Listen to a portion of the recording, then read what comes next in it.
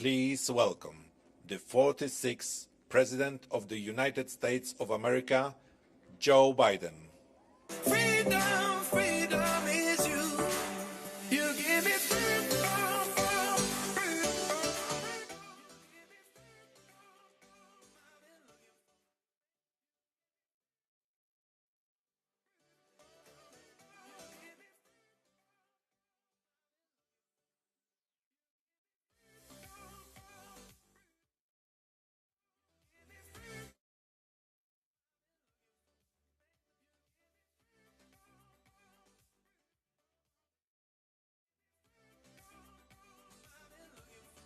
Hello, Poland.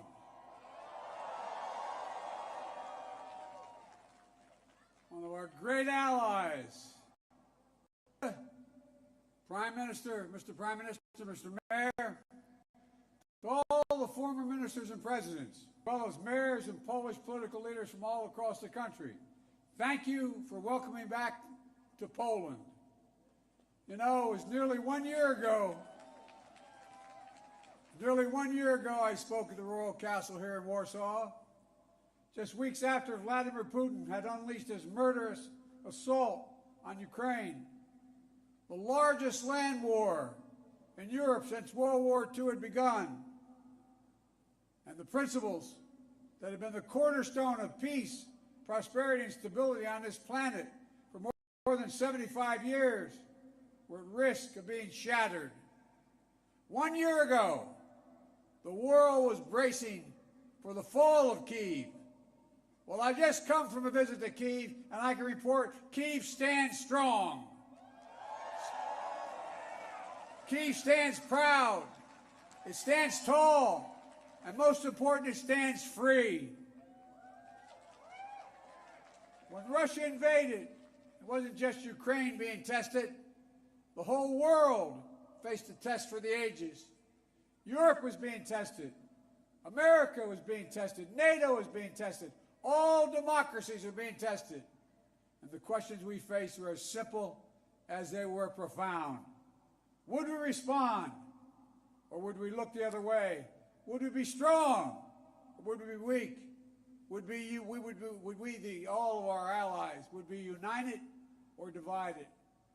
1 year later, we know the answer. We did respond. We would be strong. We would be united. And the world would not look the other way. We also face fundamental questions about the commitment to the most basic of principles. Would we stand up for the sovereignty of nations? Would we stand up for the right of people to live free from naked aggression? Would we stand up for democracy? 1 year later, we know the answers. Yes, we would stand up for sovereignty, and we did. Yes, we would stand up for the right of people to live free from aggression, and we did. And we would stand up for democracy, and we did.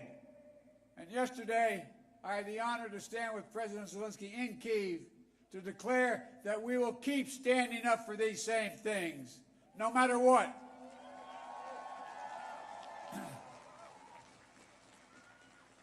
When President Putin ordered his tanks to roll into Ukraine, he thought we would roll over. He was wrong. The Ukrainian people are too brave. America, Europe, a coalition of nations from the Atlantic to the Pacific, we were too unified.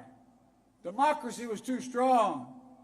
Instead of an easy victory he perceived and predicted, Putin left with burnt-out tanks and Russia's forces in disarray. He thought he'd get the Finlandization of NATO. Instead, he got the NATOization of Finland and Sweden. He thought NATO would fracture and divide.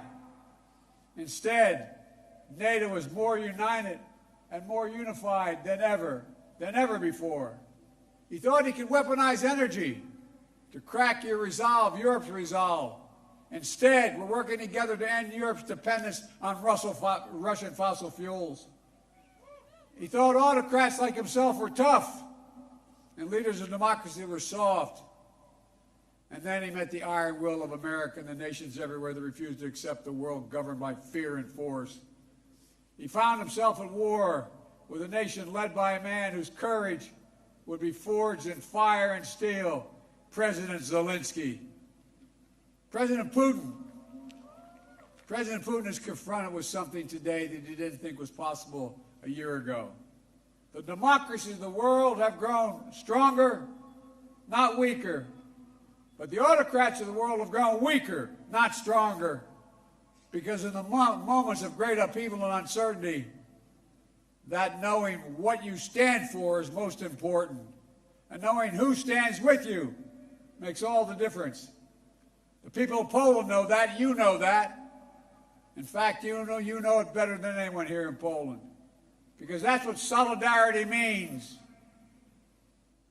Through partition and oppression, when the beautiful city was destroyed after the Warsaw Uprising, during decades under the iron fist of communist rule, Poland endured because you stood together.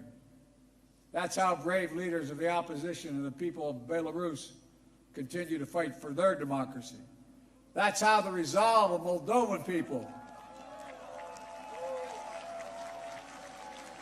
the resolve of the people of Moldova to live in freedom, when it gained them independence and put them on the path to EU membership. President Sandu is here today. I'm not sure she is, but I'm proud to stand with you and the freedom-loving people of Moldova. Give her a round of applause. 1 year into this war, Putin no longer doubts the strength of our coalition, but he still doubts our conviction. He doubts our staying power. He doubts our continued support for Ukraine. He doubts whether NATO can remain unified. But there should be no doubt. Our support for Ukraine will not waver. NATO will not be divided, and we will not tire.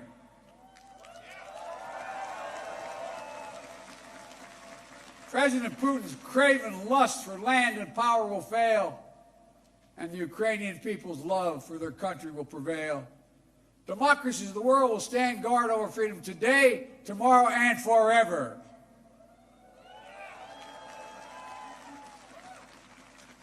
So that's what's at stake here. Freedom. That's the message I carried to Kyiv yesterday, directly to the people of Ukraine. When President Zelensky said he came to the United States in December, quote, he said, this struggle will define the world and what our children and grandchildren, how they live, and then their children and grandchildren. He wasn't only speaking about the children and grandchildren of Ukraine. He was speaking about all of our children and grandchildren, yours and mine. We're seeing again today what the people of Poland and the people across Europe saw for decades. Appetites of the autocrat cannot be appeased. They must be opposed. Autocrats only understand one word: no, no, no.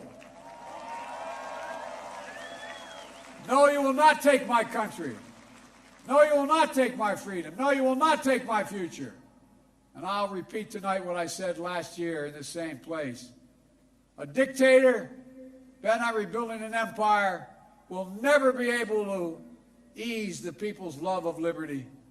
Brutality will never grind down the will of the free. And Ukraine will never be a victory for Russia. Never.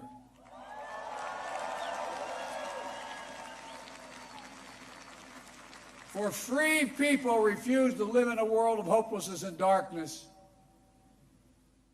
You know, this has been an extraordinary year in every sense. Extraordinary brutality from Russian forces and mercenaries. They've committed depravities, crimes against humanity, without shame or compunction. They've targeted civilians with death and destruction, used rape as a weapon of war, stolen Ukrainian children in an attempt to steal Ukraine's future, bombed train stations, maternity hospitals, schools, and orphanages. No one can turn away their eyes from the atrocities Russia is committing against the Ukrainian people. It's abhorrent. It's abhorrent. But extraordinarily, as well, has been the response of the Ukrainian people and the world. 1 year after the bombs began to fall, Russian tanks rolled into Ukraine. Ukraine is still independent and free.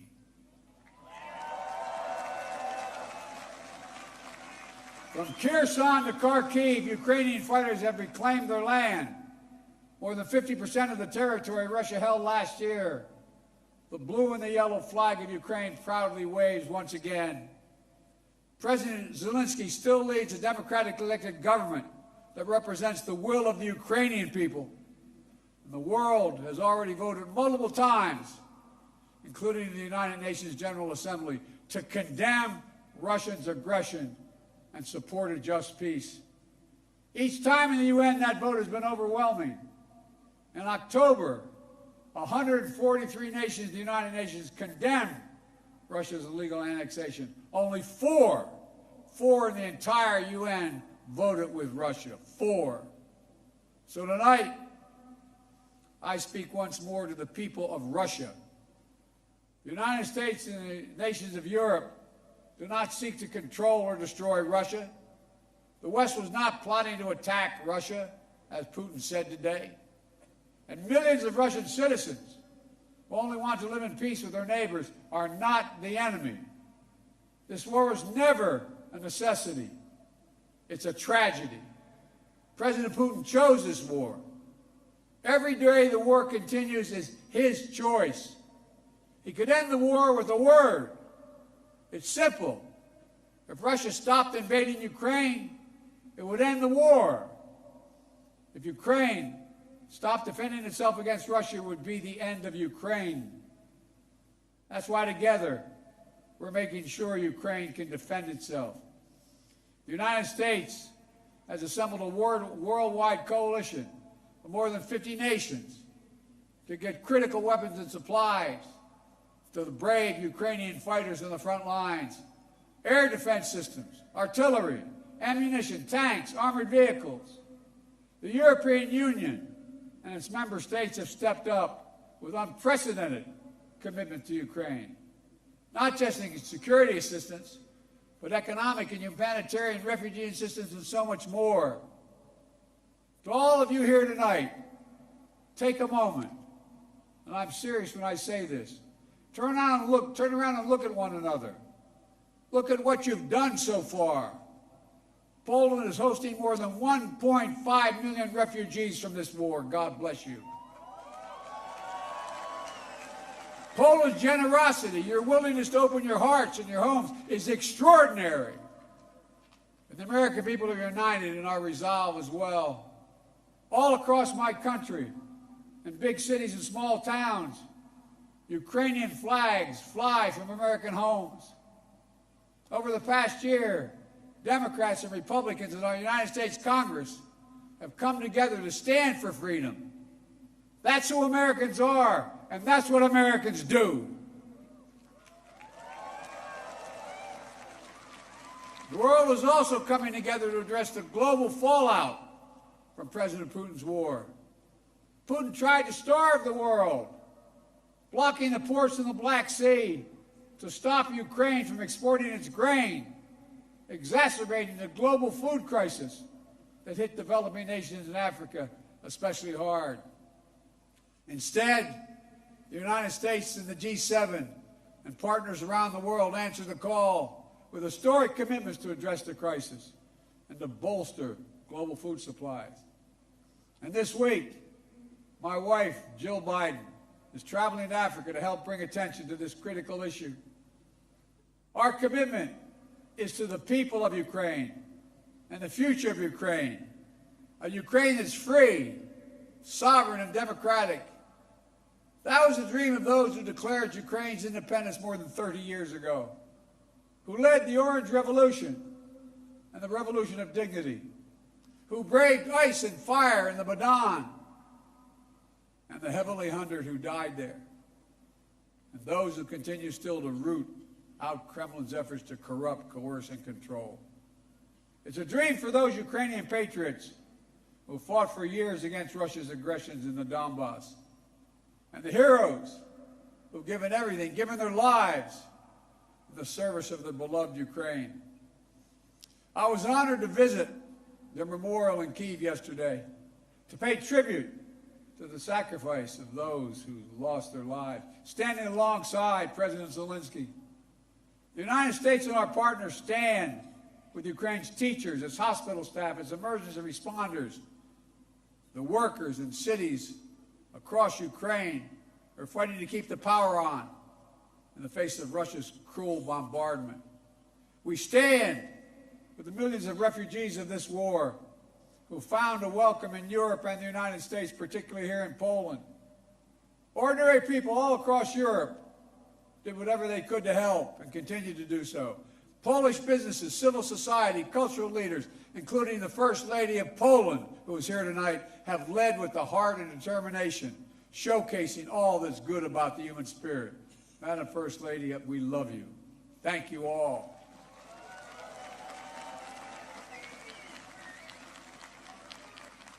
I'll never forget last year visiting with refugees from Ukraine who had just arrived in Warsaw, seeing their faces, exhausted and afraid, holding their children so close, worrying they might never see their fathers, their husbands, their brothers, their sisters again.